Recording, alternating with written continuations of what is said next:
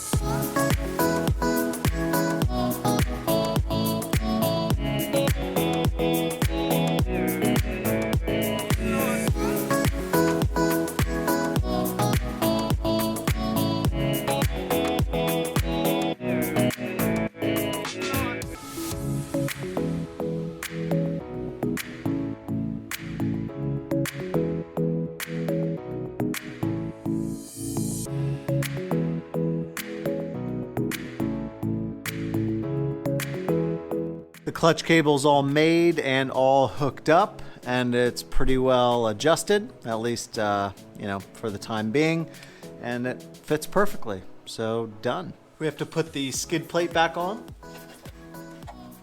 One of the last things to do is put the number plate on the front. These are nice because these bikes weren't made to have number plates, so some vintage plastic companies make them where these grooves fit your size upper forks, and then you just zip tie it on all fours. So couldn't get much easier.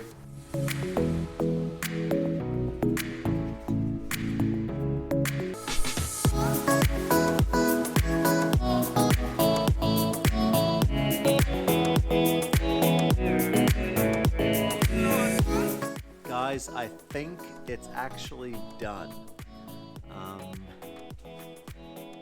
Check it out. Everything's hooked up. Sure, we need to, adjust the front brake and the rear brake once we actually get it down onto the ground. We might need to dial in the idle on the carb once we get it driving. But as far as it being up on the lift, I think it's done. So let's see if it starts. Let's see how many kicks it takes. Right now inside here it's 37 degrees, so it's a cold start. Let's check it out.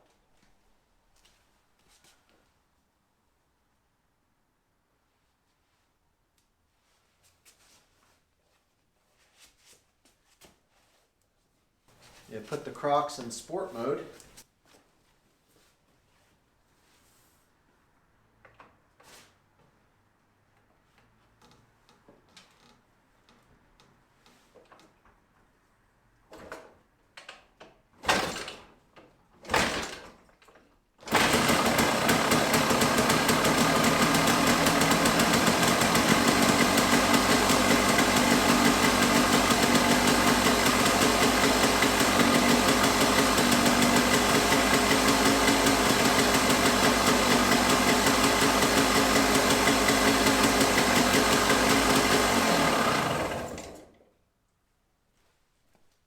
Doesn't get any easier than that. Well, the only thing left to do is drive it, and unfortunately it's dark, there's snow on the ground, and it's below freezing, but in a few days we should warm up a little bit, and I think we'll have an opportunity to take it out on its first ride then. A couple more things to just tune and adjust, but I think it's done. So thank you for watching all along. Be sure you hit the subscribe button and like the video down below if you want to keep seeing more of these builds. We'll see you next time. Thanks.